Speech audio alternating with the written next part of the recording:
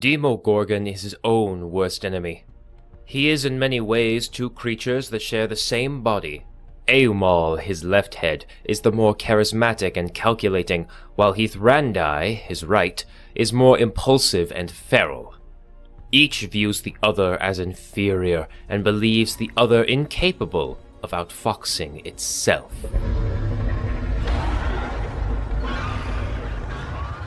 It would seem that Grazit is making another move. Many of his thralls have been sent to the Gaping Maw in recent times, but only in smaller skirmishing parties. Larger than normal, though. My cold yellow eyes assess a conflict outside the towers of Abysm. Two massive serpentine pillars overlooking the entire realm within the abyss. This lair, the Maw, is my home. And his too, I suppose. For now. On one end, it is a massive jungle filled with hooting and screaming of demonic apes. On the other, a deep salt sea swirling with dangerous whirlpools and our failed experiments. The abyss is no stranger to wars. Indeed, peace is anathema here. But this wasn't any random skirmish of demons. What say you, Hithrandi? My other head, my other half, though certainly not my better, lets out a primal growl of barely contained aggression. What say I? What say I? I say nothing! I am tired of talk. Always you talk. That's all you ever do, Amuel. It's time to set out the field of battle and show them why we are the Prince of Demons. Why we always will be. Perhaps. But let's not be hasty, my friend. Grazit is a cunning devil, and he's not the only threat. Undead hordes have gotten far too close to my palace of Abysm. Orcus may finally be making a move. Hithrandi lets out a scoff in response. Pah! You mean our palace? And who cares what the Demon Lord of Undeath is up to? That tub of necrotic lard, he hasn't moved his ass in centuries. Why now? And what does it matter? What do any of them do? We have the strength enough to crush both of them in our grasping tentacles. If you weren't such a backstabbing coward, I'd have done away with both of them by now. A hateful sneer passes my simian face. Me? It's you who has held me back. Always your desire for bloodshed and brutish physical combat keeps us away from our true goals. Battering them away like mortal kicking stones down the road and into the sea. I'd wager you aren't even listening to me, are you, Hithrandi? Amuel spouts off his nonsense. I simply slurp on some succulent soul larva. I hear you are still talking. We don't agree on anything but one thing. All will be Demogorgon. Exactly. But you, for your so-called foresights and plots, fail to realize something. We rule because we are the strongest. In the abyss, it is the strong who rule, not the cunning, wise, and certainly not the charming. You lily-livered baboon! I would strangle you right now if I could. Ah, betrayal!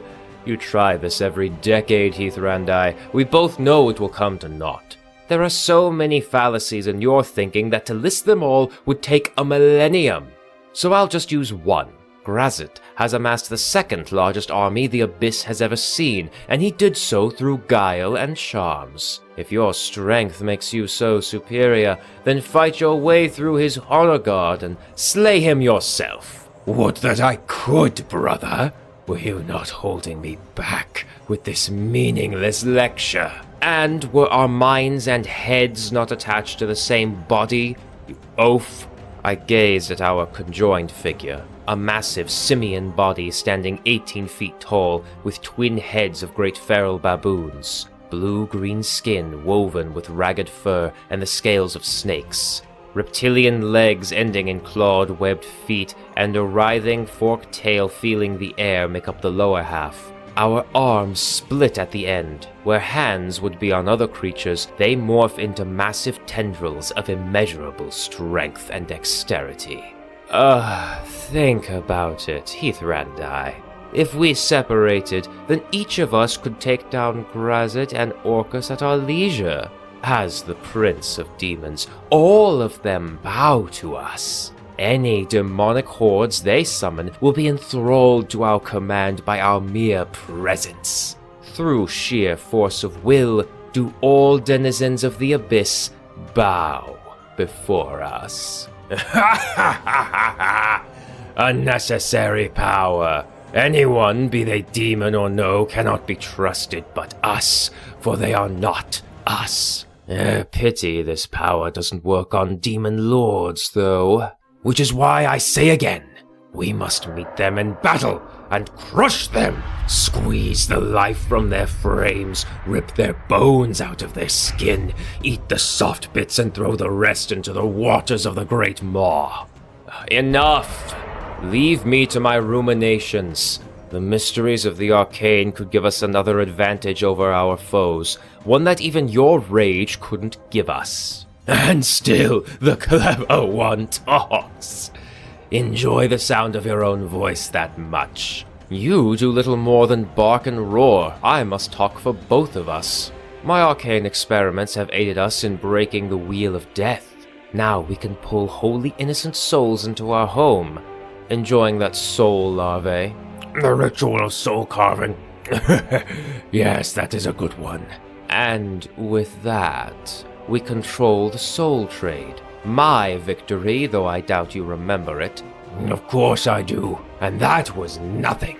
When we first emerged, I was the one who slew 6 of the previous demon lords. You were there, performing your tricks and whatnot, but my strength, my power, was the reason we claimed the throne of Prince in the first place. Your brute strength, impressive as it is, can't compare to my spellcraft. Others may have copied my work, but I, Amuel, created the first Death Knights. And that's not all. The Retriever, the Chimera... Hey, that one was my idea. Enough, as I said. This grates on me. We need to squash the threat of Grazit's men at hand. If we can't agree, then we should perhaps do as he advises. You would speak to the Demon Lord of the Depths, the dweller at the base of the Abysm Towers. Yes, let us speak to the fish once more. Maybe take out his bones, roast his meat this time. Control yourself, Heathrandi. We need him alive. Dagon is the only one who knows where Obok's Ob may be hiding. Both I and my primal half cringe at the name of the one we usurped. That one never works for free, not even for us. He'll want something. Amuel doesn't know that Dagon speaks to my mind alone, and only I know what he wants. Yes, a treasure. I already know which one to give that old Oberith Lord. Heathrandi doesn't know this, but Dagon speaks secrets into my mind. We have a telepathic communication, and I know what the old Oberith seeks. We descend down the towers and into the briny deeps, passing by hordes of flesh-shapen demons, mad death knights and wizards, and our many other experiments. The slithering eel-like form of Dagon rises from the black waters. It speaks in hushed whispers to us, giving us insight into Grazit's plans. He sent undead to make us think it was a pincer attack by himself and Orcus. Of course, that coward hellspawn. Forget the wandering undead. They will be swallowed by the screaming jungles. We should meet Grazit's forces on the field of battle. I leer at the clever one. He's casting some kind of scrying spell. Grazit's forces, demons and mortal champions, easily turn to madness with a glance from the Demogorgon. Wait, look! Malconthet, the succubus queen. Why does she take to the field at Grazet's side? Why are you doing this, my love? Is this a trick? At the sight of the succubus queen, even Amuel breaks. Love, do you betray us? No. It is a trick. Yes, it must be. An illusion, a shapeshifter perhaps, or something more sinister. Cooked up by that devious devil. Grazet should be destroyed for this. Yes, and Malkadet could see us do so. They all could see us do so. We should crush him and his commander ourselves. Yes. Wait. No, better. We send out our Baylor generals to deal with them, bolster them with magic. No! A show of spellcraft, someone else doing our dirty work will not impress our love. No, an avatar of me must be sent. Amuel and Heath Randi make their way from Dagon's seas back up the towers of Abysm and through the great seas of the Maw. Unknown, or perhaps intentionally, they let their argument become more and more heated, stoking their wrath, and they wade through the forces of Grazet. All lesser demons bow instantly to the Prince of the Abyss, and mortal champions are driven mad by the sheer sight of the Demogorgon. And for a moment as horrific as it is rare, the two heads work and speak as one. Know me then by my best name, mortals. You face Demogorgon, Prince of Demons.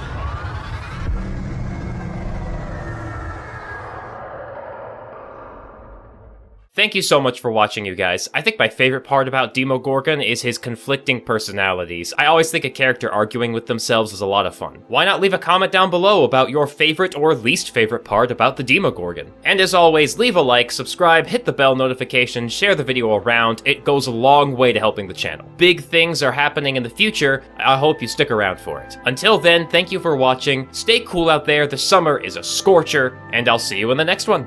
Cheers!